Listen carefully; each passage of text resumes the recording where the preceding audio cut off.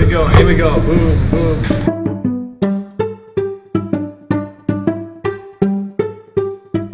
I think in general it depends on my mood and what I have. It doesn't mean that it's like a specific restaurant. Sometimes you know you're in a certain mood and you can be by the sea, and something very simple, just like a mussel pot by the ocean, can be as just a great experience as if you go in a 3-Michelin store in New York or like Australia. So I think it really depends on the mood that you are. I do have very good memories of restaurants that I've been.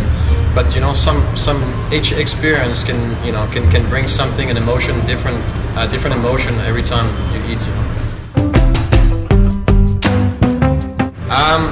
I'm very old school when it comes to ingredients, so I like a lot of the forgotten vegetables. So I like to cook with things like Jerusalem artichokes, quince. You know, like things that are a bit forgotten from the chefs and actually like the general public, maybe because they just don't get to cook it like too often. But I like those very subtle and delicate flavor that you can find in those fruit and vegetables. In my kitchen, I think like the basic tools that you can find in any kitchen, but you know, we usually have like always like our knives and certain pots. But I mean, I think like there's always gonna be like pieces of equipment that sticks to any kitchen I go, simply because I'm so used to work with them that I just can't live without them. So in terms of ingredient, you'll always find butter. I'm French, so butter is like the thing that you use pretty much everywhere. And in terms of tools, apart my knives that have been following me for the last 17 years, you'll always find a Thermomix. I think every dish is individual. Every dish can look extremely different. Once again, inspiration can make you choose a predominant color.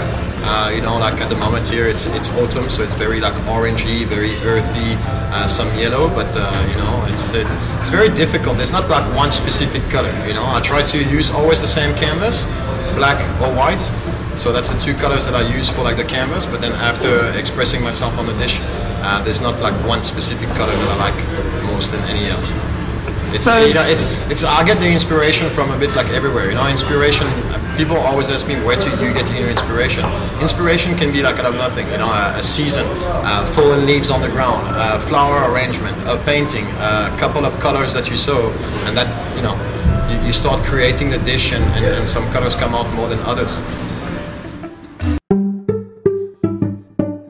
Funny enough, 2 days ago I came back in the kitchen and it was closed, and I think kitchen have like a specific smell when it's like completely closed, and it's like everywhere in the same kitchen around the world. There's always a certain smell. I can't explain it. It's if I had to smell it, I'll know exactly where I am. It's like a kitchen early in the morning when there's no one in.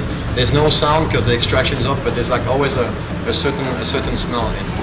And then obviously it develops throughout the hours because people start making stock. There's something on the pan fry, something coming out of the oven.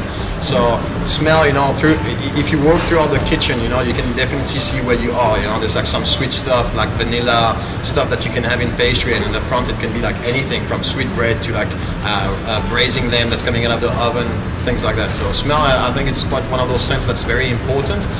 But I always make my route, from like early in the morning when the kitchen is like empty throughout the whole day. It's actually quite an amazing experience to be able to go through the whole day and have those different smells. That brings you also memories.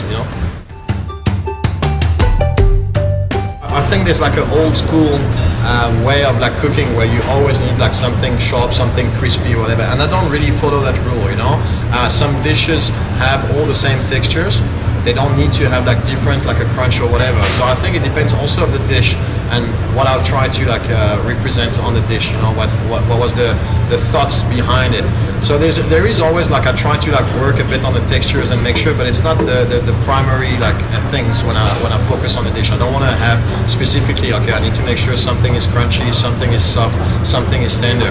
And have all of that to make sure that I can tick up the plate. Some dishes have all the same texture. Some are like it all depends what I'm looking after. So every dish is individual. Obviously, a crunch will obviously bring like a certain noise to the whole dish. But I think in general, like texture is what links everything together. The flavor, the taste, the visual, and that's all combined. That's like a bit like the cement of the whole dish. Okay. And that texture can bring like make something taste completely different just because of the crunchiness or the softness or whatever. I think like any chef, you know, throughout your career, from apprentice to being a head chef, you go through so many head chefs, and I think you always take a bit of like each and every one of them. You know, there's some things that you like and something that you don't like. There's something that you keep with you and carry it around it. You know, my training was very classical, so I'm very blessed to have like learned all the very classical like techniques. And you know, throughout like all of this, you just makes that's what makes you, you know, it's those little mix all combined together. That's what every chef is so individual and so personal, because they have their personality plus everything that's been added. That's why every chef is so different in the end.